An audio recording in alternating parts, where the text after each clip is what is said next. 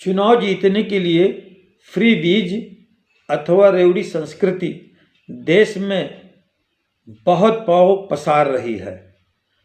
इसको लेकर के बुद्धिजीवी तथा अर्थशास्त्री बहुत ही चिंतित हैं।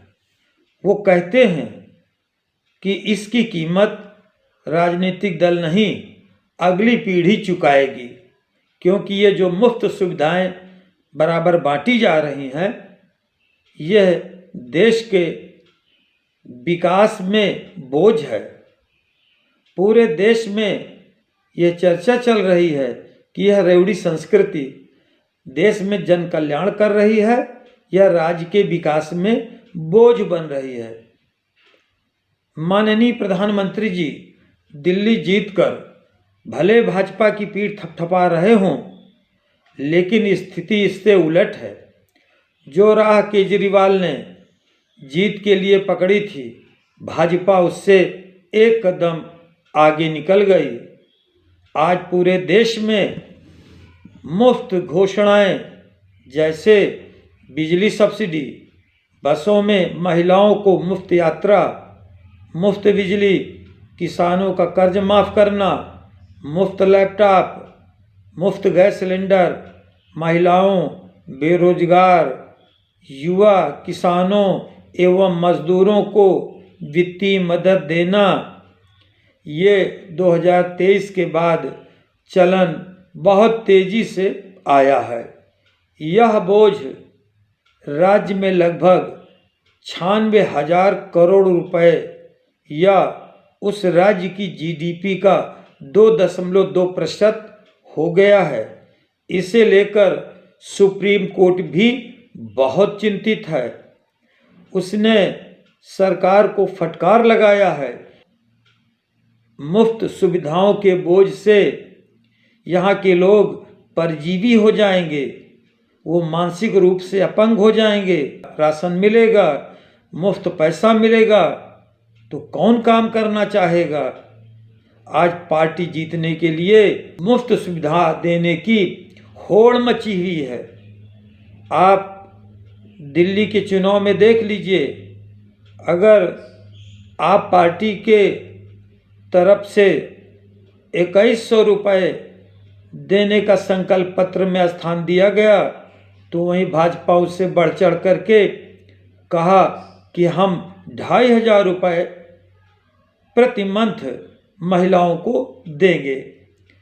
देश के प्रधानमंत्री 8 फरवरी को दिल्ली में भाजपा की सरकार बनेगी। 8 मार्च अंतर्राष्ट्रीय महिला दिवस है। 8 मार्च तक दिल्ली की बहनों के खाते में 2500 रुपया पहुंचना शुरू हो जाएगा। और उन्होंने कहा ये मोदी की गारंटी है। लोग मोदी पर विश्वास करते हैं क्योंकि वो देश के प्रधानमंत्री हैं। इसलिए यह संस्कृति अब इन देश के लिए, राज्यों के लिए बहुत बोझ है।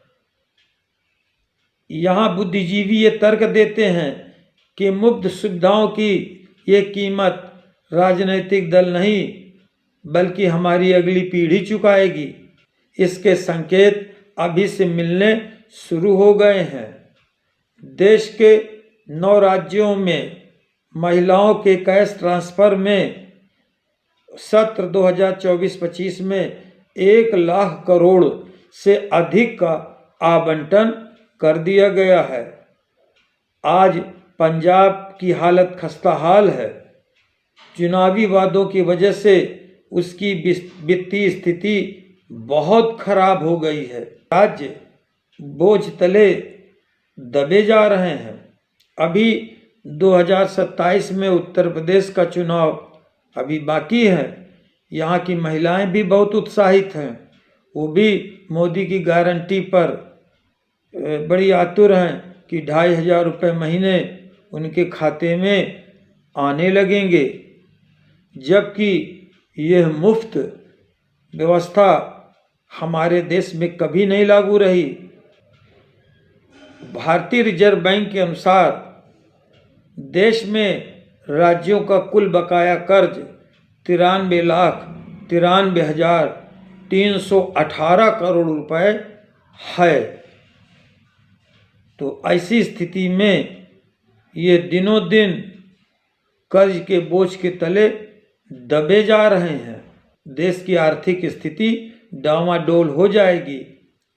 भले ही ये विश्व की अर्थव्यवस्था में भारत 5वें पायदान पर हो, लेकिन प्रति व्यक्ति आय के मामले में 139वें स्थान पर है।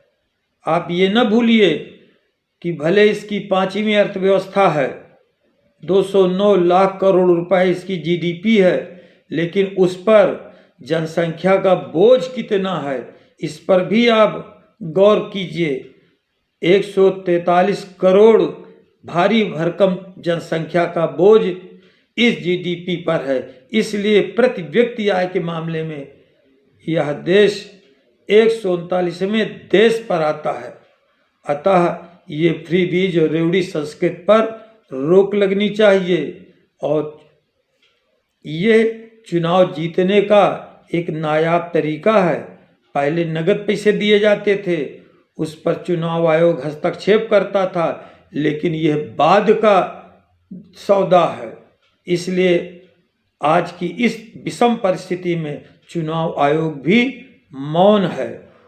अब कैसे इस परिस्थिति से निपटा जाए, यह विचारणीय बिंदु है। तो बहुत बहुत धन्यवाद। यदि आपको यह फ्री बीज अथवा रेवड़ी संस्कृत का यह वीडियो अच्छा लगा हो तो आप चैनल को लाइक कीजिए, सब्सक्राइब कीजिए और दूसरे लोगों के बीच जागरूकता बढ़ाने के लिए शेयर कीजिए, ताकि सभी लोग इसके महत्व को समझ सकें। बहुत बहुत धन्यवाद। जय हिंद, जय भारत।